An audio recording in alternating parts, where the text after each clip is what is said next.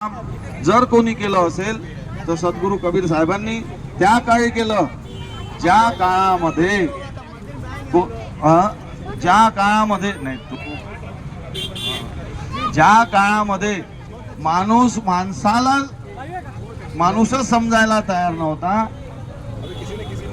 राज पद्धती होती, गुलामीची पद्धती होती, त्या काळामध्ये सद्गुरू कबीर साहेबांनी सांगितलं माणसाला की काय तर हे सगळं कर्मकांड भक्ती मार्गाची उपज, भक्ती मार्गाचा प्रसार जर कोणी त्यावेळी केला असेल तर ते सद्गुरू कबीर साहेबांचे.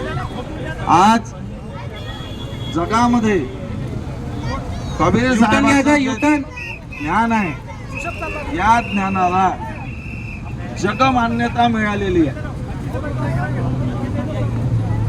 कबीर साहेबांनी सांगितलं की मसी कागज छुओ नहीं, कलम गयो नहीं हाथ, और चारों जुग की वार्ता मुख से कही है बात.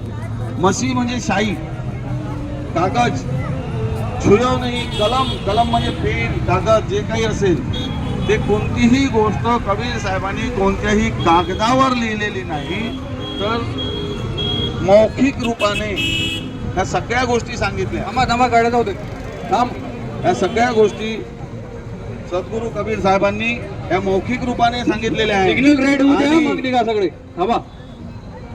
कबीर साहेबांचे पटशिष्य गुरु धर्मदास साहेब यांनी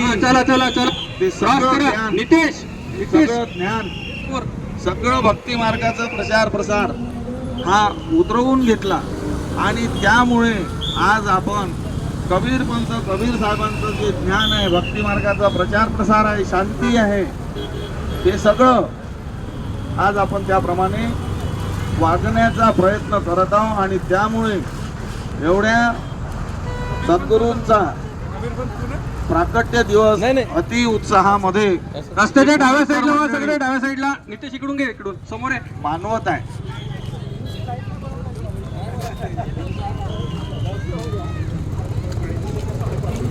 चाल रे बाबा, आपल्या घेऊ आपण नंतर.